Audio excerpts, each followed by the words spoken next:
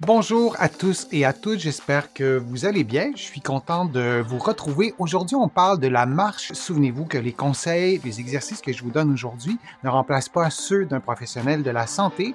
Vous allez trouver beaucoup d'informations sur la marche dans mon livre Lève-toi et marche et aussi dans mon livre Va prendre l'air qui parle de la respiration, mais qui parle aussi du plein air. On peut être très en forme. On peut aussi ne pas être en forme d'un point de vue cardiovasculaire et souhaiter l'être et on veut aller faire une randonnée. Alors, comment on se prépare? Alors, mes conseils, c'est vraiment pour tout le monde. Il n'y a personne qui est exclu, que vous soyez super en forme ou que vous vous sentiez un peu moins en forme. Je pense que ça va pouvoir vous aider à vous préparer pour pouvoir le faire et pour pouvoir augmenter vos capacités physiques et surtout vos capacités cardiovasculaires. D'abord, des activités cardiovasculaires, on doit en faire évidemment, et durant ces séances d'activité cardiovasculaire, on doit atteindre un niveau d'intensité modéré ou élevé. Donc, on a chaud, on respire plus vite, mais on peut parler. Intensité soutenue, c'est un peu la même chose, mais on respire tellement vite que c'est plus difficile de parler. Là, je vous montre un exercice, mais il pourrait y en avoir plein d'autres. Alors, des mouvements avec le corps, on le fait en position statique et on peut ajouter des mouvements d'inclinaison et stimuler les gros muscles. Il y en a vraiment plusieurs. Alors, c'est un exercice qui serait probablement trop facile si vous êtes en super forme. Et si votre système cardiovasculaire a besoin de préparation, vous pourrez commencer par ça. Vous pourrez diminuer les mouvements et on le fait en position statique avec les bras. Vous êtes plusieurs parfois à me dire, moi j'ai des douleurs aux genoux par exemple, il y a des choses que je ne peux pas faire. Alors on commence par le faire avec le haut du corps. Ça peut être intéressant pour se préparer. On devra aussi évidemment passer à des activités cardiovasculaires qui stimulent les membres inférieurs et emprunter les escaliers plus souvent. C'est fort intéressant. Monter les escaliers, c'est un niveau de difficulté qui se compare à la course à pied. Et si l'effort est trop grand, on commence par les escaliers, les descendre donc à pied et utiliser un ascenseur pour remonter si c'est possible. Souvenez-vous que les escaliers, c'est vraiment un très bon outil pour améliorer ses capacités cardiovasculaires ou cardio-respiratoires. Ce sera des synonymes pour aujourd'hui. Pratiquer la marche rapide sur terrain plat. Pour préparer son cœur et ses vaisseaux sanguins à la marche sur un terrain incliné, sur un terrain en pente, on peut très bien aussi se préparer sur un terrain plat, mais en marchant beaucoup plus vite. Ça, soit on n'y pense pas, mais c'est une façon simple de le faire. Idéalement, on voudrait aussi ajouter d'autres stratégies. Je vous en ai proposé quelques-unes, mais ça peut être aussi de cette façon-là. Donc, on marche plus vite et plus longtemps. On essaie de faire tout ça au moins 3 fois par semaine. Si on en est à nos premiers pas dans ce type d'entraînement, on peut prendre une journée de repos sur 2 et même 2 journées de repos sur 3, mais on essaie rapidement de passer à 3 ou 4 fois par semaine. L'effet d'entraînement, les résultats seront plus grands.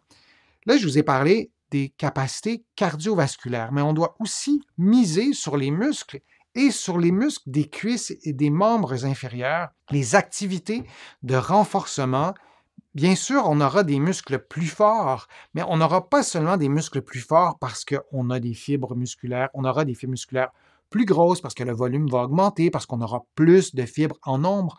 On aura aussi un meilleur système vasculaire pour apporter de l'oxygène à nos muscles. C'est pas uniquement une question d'avoir des gros muscles. En fait, c'est pas une question d'avoir des gros muscles. C'est une question d'améliorer le fonctionnement du muscle lui-même dans ses fibres, mais aussi d'améliorer l'alimentation en oxygène de nos muscles qui pourront contracter plus longtemps lorsqu'on sera en montagne, lorsqu'on sera à monter après une journée. La fatigue arrivera moins vite. Vous connaissez cet exercice de la chaise au mur, je vous l'ai souvent montré.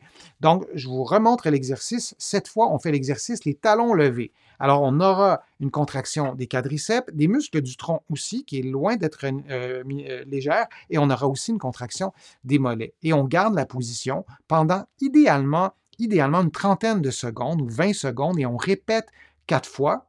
Et si vous regardez l'exercice et vous vous dites c'est vraiment trop facile pour moi, vous le faites sur une jambe et lorsque vous faites l'exercice, assurez-vous d'avoir une bonne posture symétrique. Ça sera donc beaucoup plus difficile sur la pointe d'un pied sur une jambe. Vous pouvez monter jusqu'à 1 minute. Vous allez voir, ça sera exigeant et vous pouvez réduire l'angle du genou, c'est-à-dire de baisser les fesses un peu. Si c'est trop, difficile, ben, vous montez les fesses, donc l'angle du genou sera plus grand et vous pouvez le faire sur les deux pieds, les talons au sol, ce sera plus facile, mais vous faites 3 à 4 séries. Le niveau d'intensité de cet exercice-là, la variation du niveau d'intensité, elle est vraiment très, très grande. Donc, c'est un exercice qui est intéressant pour pratiquement toutes les conditions physiques. On pourrait même prendre des poids dans nos mains pour augmenter le niveau de difficulté si c'était nécessaire. On peut aussi, pour stimuler les gros muscles des cuisses, on peut faire des fentes avant, comme ça, donc en mouvement.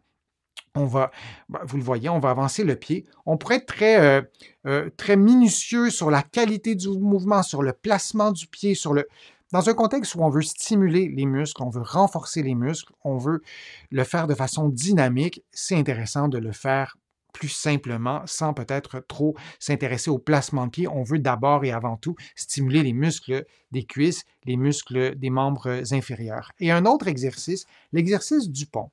Je vous le montre de cette façon-là, qui est beaucoup plus difficile. Donc, vous levez les fesses, vous avez vu la position de départ, les talons sur une chaise, et vous alternez du côté gauche, du côté droit. Et vous faites une extension du genou lorsque vous avez levé les fesses, vous descendez et vous revenez. Alors, vous faites cet exercice-là. Le plus important, c'est de garder les bras levés parce qu'on veut stimuler aussi l'équilibre, la stabilité en faisant tout ça. Si c'est trop difficile, vous ne le faites pas comme ça, vous retirez la chaise, vous gardez les pieds au sol, vous allez trouver plein de déclinaisons, de variations de l'exercice du pont sur ma chaîne, mais c'est la même chose, mais les pieds au sol et vous levez les fesses. C'est intéressant pour se préparer à une randonnée en montagne, d'être capable de faire un exercice comme ça. Si c'est trop difficile, vous pouvez aussi exclure le mouvement, ne pas faire le mouvement à ce moment-là où je lève le pied. Donc, vous pouvez garder vos talons constamment sur la chaise et ça sera plus facile. C'est une façon aussi d'augmenter de diminuer plutôt le niveau de difficulté. Je vous montre un autre exercice, toujours pour renforcer les membres inférieurs. Couchez sur le côté, avec ou pas des coussins, peu importe, mais vous levez la jambe sur le côté de cette façon-là. Ça stimule les fessiers, ça stimule les muscles de la hanche. Il ne faut pas les oublier, ces muscles-là. Vous pourriez mettre un poids sur la cheville. Vous pourriez augmenter le niveau de difficulté. Pour ce qui est de le diminuer, c'est relativement facile de faire cet exercice-là au moins quelques fois. On devrait tous être capables de le faire. Évidemment, on fait tout ça des deux côtés. 3 séries, 4 séries de 10 mouvements. Et si ça devient facile, on met un poids à la cheville. Et là aussi, dans les mouvements latéraux, vous allez trouver sur ma chaîne beaucoup de déclinaisons pour augmenter, pour faire l'exercice à une intensité plus élevée. Et selon le type de randonnée, le type de dénivelé aussi, vous voudriez avoir des muscles encore plus forts, encore plus endurants.